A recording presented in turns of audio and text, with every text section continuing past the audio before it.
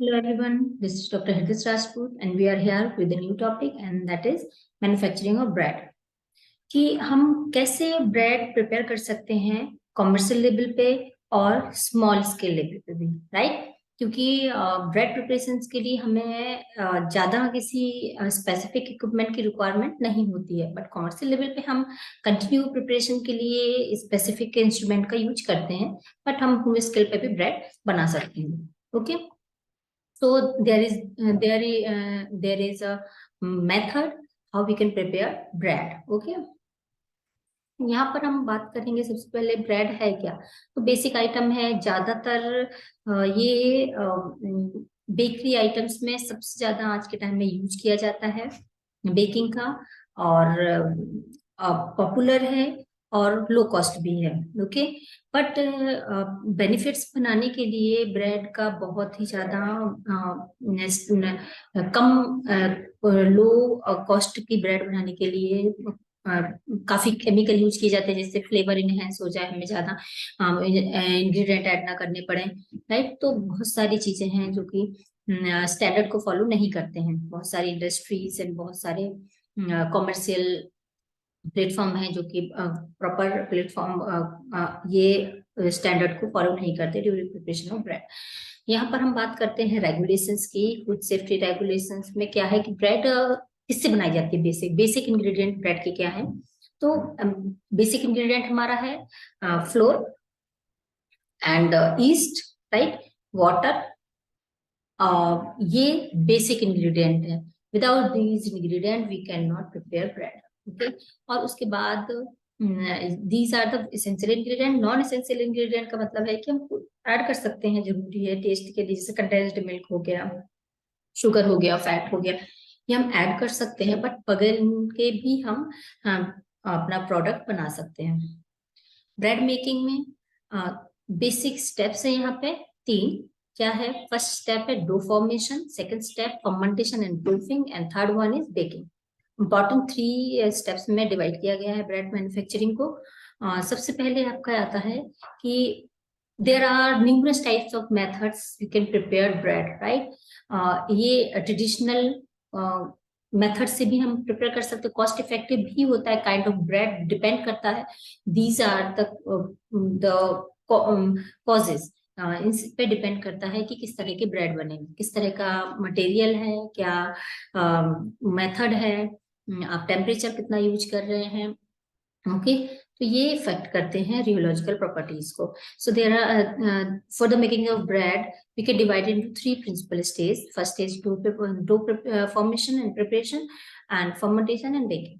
सो dough formation में क्या है कि हम नीडिंग करते हैं. फ्लोर में आटा में पानी डालेंगे, ईस्ट डालेंगे और नीडिंग करेंगे. That is dough formation. अगर हम बेसिक सिंपल लैंग्वेज में बात करें तो kneading create differences between all the bread making process depend on the method of dough formation. And the process is categorized into straight dough method, sponge dough method, short dough method. Different types of dough methods भी हैं कि हम किस तरह से dough prepare कर रहे हैं, उसी हिसाब से हमारा ब्रेड बनेगा. Okay, so this is involved through the mixing of ingredient with the help of the mixture, the gluten development. Yes, आपको मैंने अपने प्रीवियस लेक्चर में भी बताया है कि जब हम आटे में पानी ऐड करते हैं तभी ग्लूटेन डेवलप होती है, जो कि ब्रेड मेकिंग के लिए रिस्पॉन्सिबल होती है, क्योंकि वो नेटवर्क में बनाता है ग्लूटेन हमारा. और जब हम नीडी करते हैं तो ग्लूटेन डेवलप होता है. एयर बबल इनकॉर्पोरेट हो जाते हैं for the production of dough with the required rheological property is achieved in this stage. Kneading करते हैं तो एयर बबल्स ट्रैप हो जाते हैं उसमें, और रियोलॉजिकल प्रॉपर्टीज के लिए जो रिक्वायर्ड है. नीडिंग के बाद हम आते हैं फर्मेंटेशन. फर्मेंटेशन क्या है?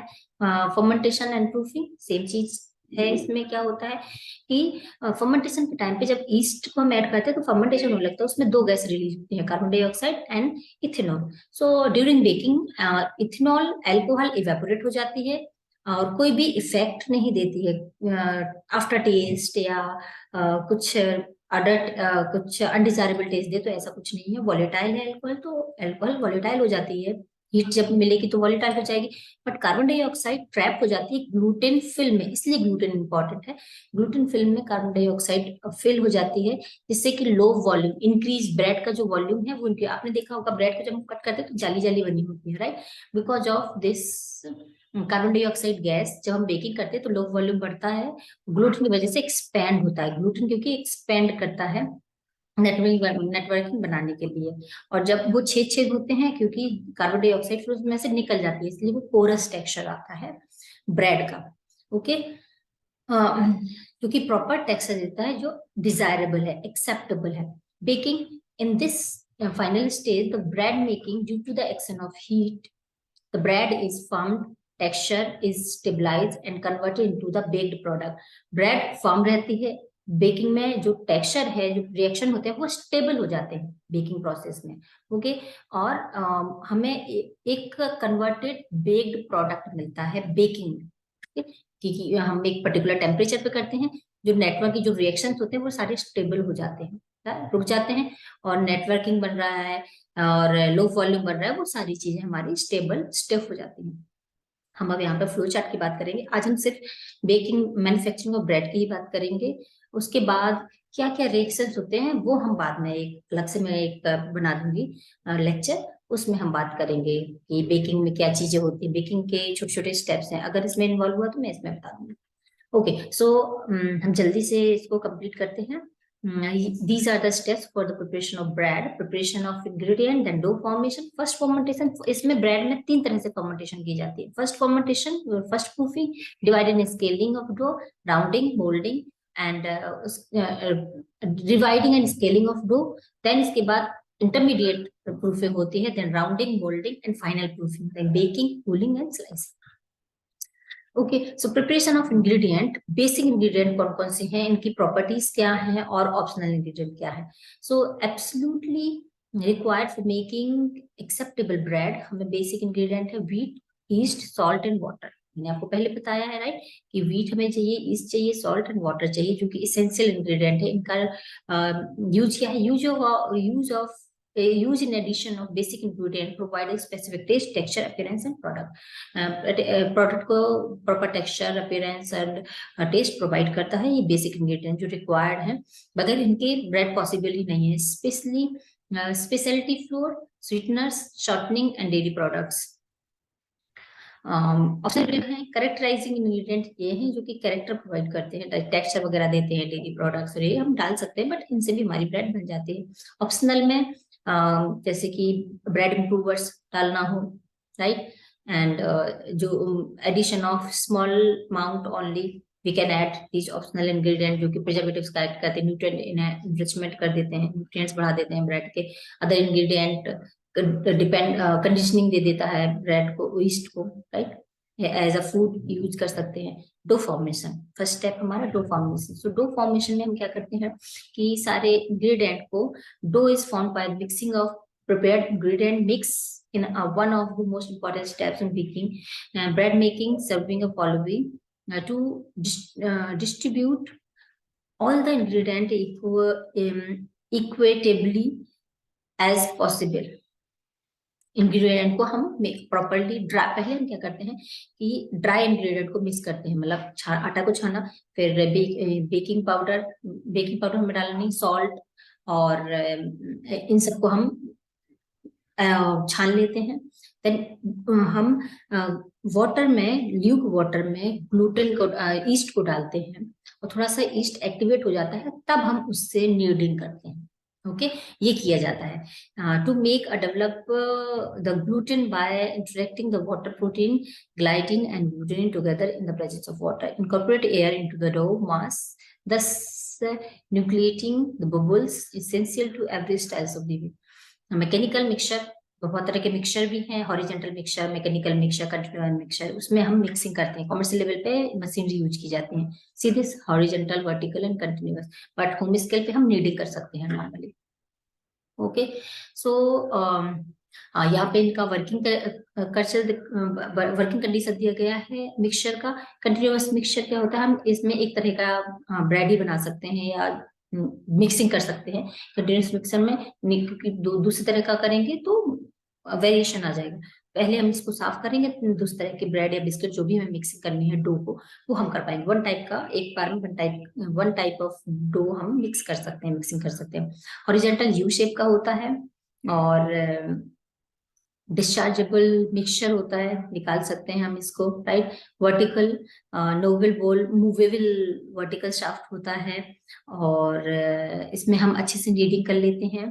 और ये काफी अच्छा पेडल है, पेडल भी लगे होते हैं इसमें और ये ज्यादा यूजफुल होता है। ओके। और ये रीजन है कि ब्रेड, जब हम ब्रेड का डो बनाते हैं तो अंडर मिक्सिंग और ओवर मिक्सिंग नहीं होनी चाहिए, नहीं तो हमारी ब्रेड अच्छी नहीं बनेगी। अंडर मिक्सिंग का मतलब हमने ज्यादा टाइम के लिए मिक्सिंग नहीं किया, दैट इज अंडर मिक्सिंग हो गया, स्टिकी रह जाता है और कम वेट रहता है और जिससे कि जो नेटवर्किंग है वो नहीं बनेंगे प्रॉपर, ठीक है। ओवर मिक्सिंग में क्या होता है कि ग्लूटेन के जो नेटवर्क है वो टूट जाते हैं, तो वो नेटवर्किंग नहीं बनती है, जल्दी हीट प्रोड्यूस हो जाती है, राइट। तो गैस को इंट्रैप नहीं कर पाएगी, एक्सटेंसिबिलिटी, इसकी गैस होल्डिंग कैपेसिटी रिड्यूस हो जाएगी, इससे कि लो वॉल्यूम अच्छा नहीं बनेगा। इसलिए हमें प्रॉपर मिक्सिंग ही करनी पड़ती है अगर हम ब्रेड के लिए डो बना रहे हैं। अंडर मिक्सिंग और ओवर मिक्सिंग नहीं होनी चाहिए। फर्स्ट फर्मेंटेशन, फर्स्ट फर्मेंटेशन का क्या मतलब है कि जब हम आटा को गूंथ देते हैं फिर उसको थोड़ी टाइम के लिए होल्ड करके रखते हैं। यहाँ पे टाइम टेम्परेचर कॉम्बिनेशन दिया गया है, 24 to 30 second, 30 degree centigrade temperature maintain करके रखना। यहाँ पे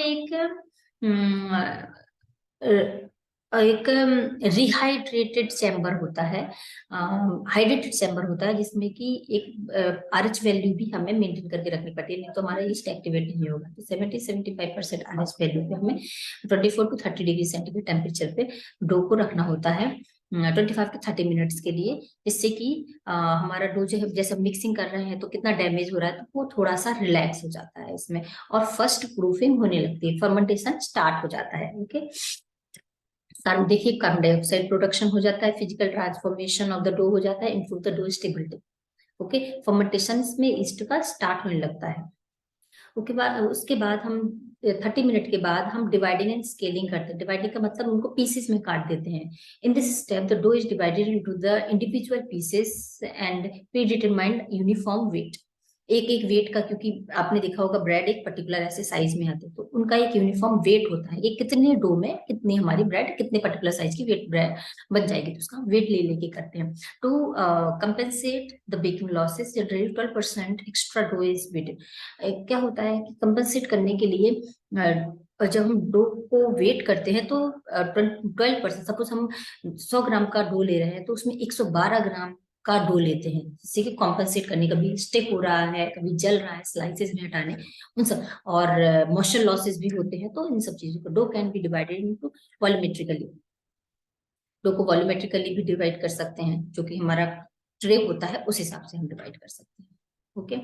देन हम आते हैं नेक्स्ट स्टेप पे, दैट इज राउंडिंग। राउंडिंग में क्या होता है, डो को जो गैस प्रोड्यूस हो रही है फर्स्ट प्रूफिंग में उसको डी गैस्ड करते हैं। राउंडिंग का मतलब थोड़ी नीडिंग करते हैं, डी गैस करेंगे, इरेगुलर फॉर्म करेंगे, higher viscosity of dough surface, higher viscosity हो जाएगी डो सरफेस पे, damage gluten structure. So to overcome these problems, rounding में जब हम रखते हैं तो राउंडिंग इसलिए करते हैं जिससे कि ये प्रॉब्लम्स ना आए। डी गैसेस प्रॉपर राउंडिंग करेंगे तो गैस रिलीज नहीं होगी, राइट। अगर राउंडिंग नहीं करेंगे तो जो स्पेस बना रहेगा, क्रैक्स रहेंगे, वो गैस रिलीज हो जाएगी। और इरेगुलर फॉर्म्स ना हो डो का, इसलिए राउंडिंग करते हैं। विस्कोस सरफेस पे विस्कस ना हो, ओके, और डैमेज स्टार्च ना हो, इन सबको प्रॉब्लम को कम करने के लिए हम राउंडिंग करते हैं। स्मूथ स्किन रहती है प्रॉपर, जब हम राउंडिंग करेंगे तो स्मूथ स्किन रहेगी और गैस रिटेन रहेगी। इंटरमीडिएट प्रूफिंग, फिर third number proof, second number proofing आ गई इंटरमीडिएट प्रूफिंग। इसमें क्या करते हैं, जब राउंडिंग करके हम रख देते हैं थोड़ी देर के लिए, जिससे कि गैस फॉर्मेशन होने लगता है और वॉल्यूम बढ़ने लगता है। ये फर्मेंटेशन पीरियड होता है 15 to 30 मिनट के लिए, 27 to 29 डिग्री सेंटीग्रेड टेम्परेचर पे हमें आरएच भी मेंटेन करनी होती है, जिससे ईस्ट एक्टिवेट रहे और डो हमारा ड्राई ना हो। ओके। तो ये ह्यूमिडिटी हम प्रॉपर मेंटेन करके रखते हैं 75%। देन हम मोल्डिंग एंड पैनिंग करते हैं। मोल्डिंग पैनिंग का मतलब है कि जो ट्रे होता है उसमें हम पुट करना होता है। अभी तक तो हम हम प्लेटफॉर्म पे बोल में ऐसे कर देते हैं, बट ट्रे जहाँ जिसमें बेकिंग करनी होती है उसमें हम पुट करते हैं, that is moulding and panning. Okay, दोबारा से हम नीडिंग सी करते हैं जिससे कि जो गैस वगैरह है वो भी रिलीज हो जाए, क्योंकि फर्मेंटेशन होगा ज्यादा वॉल्यूम बढ़ जाएगा, इसलिए हम गैस को रिलीज करने के लिए दोबारा से करेंगे, देन मोल्ड करके और ट्रे को ग्रीस करके और उसमें हम रख देते हैं, दैट इज मोल्डिंग और पेनिंग। इसके बाद आता है फाइनल प्रूफिंग। फाइनल प्रूफिंग हम पेन में ही करते हैं, एक कंटेनर में ही करते हैं फाइनल प्रूफिंग। इसका टेम्परेचर मेंटेन करते हैं 30 से 35 डिग्री सेंटीग्रेड। आरएच हमारी 85% होना चाहिए, जो कि टाइम सबसे ज्यादा होता है 55 टू 65 मिनट के लिए हम करते हैं फाइनल प्रूफिंग। इसमें डो को रिलैक्स किया जाता है, स्ट्रेस फ्री किया जाता है to facilitate yeast activity for maximum gas production in order to achieve a maximum leavening in the bread. इसमें हम ईस्ट को मैक्सिमम टाइम देते हैं जिससे कि वो गैस को प्रोड्यूस कर सके, to convert the dough gluten to a good mellow extensible character. Gluten है वो अच्छा सा एक्सटेंसिबल कैरेक्टर है। During the fermentation the starch converted into sugar which is used for yeast to produce carbon dioxide gas and ethanol. Yes, fermentation में हम क्या होता है, स्टार्च कन्वर्ट होता है शुगर में, शुगर एक्ट करता है ये फूड की तरह ईस्ट के लिए, तो ईस्ट जब शुगर को लेता है तो कार्बन डाइऑक्साइड और इथेनॉल रिलीज करता है। Carbon dioxide gas formed in trapped by the gluten film, resulting in fluid into expand the bread loop volume. इसमें क्या होता है, रिलीज करेगा तो ब्रेड का लोब वॉल्यूम बढ़ जाएगा, ट्रैप हो जाएगी, निकल नहीं पाएगी बाहर, तो लोब वॉल्यूम में। Proofing temperature generally affect the proofing time. A lower proof temperature resulted prolong proofing time 2 to 4 hours due to the decreased yeast activity, the amount and type of the yeast, due temperature, dough hydration, salt, sweeteners are the factors that affect the proofing time. Proofing time क्यों effect करेगा, अगर hydration कम हो गया, पानी कम हो गया तो east activity नहीं हुई, ईस्ट की एक्टिविटी पे डिफेक्ट करता है, स्वीटनर ज्यादा है तो, सॉल्ट ज्यादा है तो, ये सारी चीजें प्रूफिंग को इफेक्ट करती हैं। बेकिंग, प्रूफिंग के बाद हम बात करते हैं बेकिंग की। बेकिंग हम 250 डिग्री सेंटीग्रेड 30 मिनट के लिए हम बेकिंग करते हैं अवन में। और फिजिकल चेंजेस आते हैं इसमें क्या, और हमारा बेकिंग में proper nutritional excellent organoleptic and nutritive characteristics होते हैं for optimum baking. The temperature, relative humidity and duration of baking need to control. हमें इन सब चीजों को कंट्रोल करना होता है जिससे ही हमें प्रॉपर ब्रेड मिलती है। ओके, और जिससे डो का temperature during baking as the temperature of dough is it pass 3 phases। अगर टेम्परेचर इंक्रीज होता है धीरे धीरे तो 3 फेस होते हैं बेकिंग के, जिसको बोलते हैं बेकिंग अवन। मींस बेकिंग में क्या क्या प्रोसेस होते हैं हम इसकी बात भी कर लेते हैं।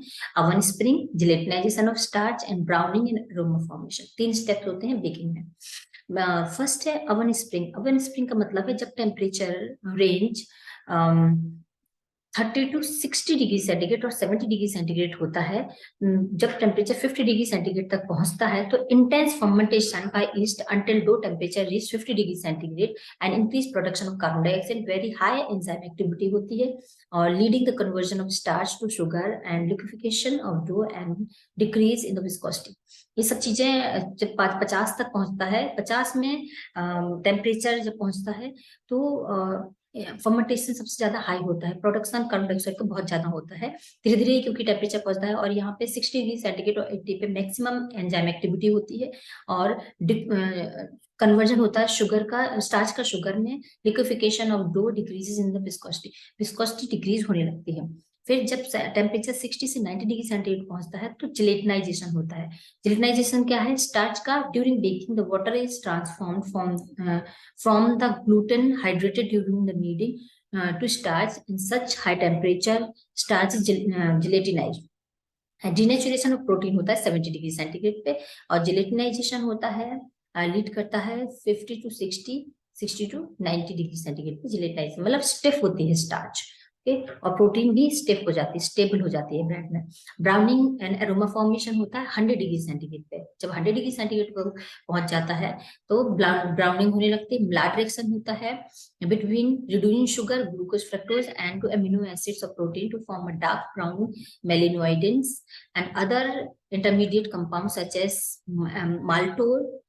maltol, isomaltol and alpha dicarbonyls कैरेमलाइजेशन भी हो जाता है, इसमें वही ब्राउन रिएक्शन होने लगते हैं because of the dehydration of sugar at high temperature resulting into the formation of very reactive furfural aldehyde and also dark compounds. So the aroma in baking develop due to the compounds formed as a result of browning reaction. ये होता है browning में जब 100 degree centigrade पे temperature पहुंचता है bread का, baking का. ओके, देन हम कूलिंग एंड स्लाइसिंग करते हैं. कूलिंग से पहले अगर स्लाइसिंग कर देंगे तो टेक्सचर अच्छा नहीं आएगा, इसलिए हम कूलिंग करते हैं जिससे सारी चीजें स्टेबल हो जाए. उसके बाद स्लाइसिंग करते हैं एंड पैकेजिंग कर सकते हैं. कूलिंग के बाद ही पैकेजिंग करते हैं जिससे कि मॉइस्चर कंडेंसेशन ना हो, okay, जिससे स्पॉइलेज ना हो, एंड देन हम पैकेजिंग कर देते हैं. So there are the different method of bread making: straight dough method, sponge dough method, right? These are the flow chart of these different methods of bread making.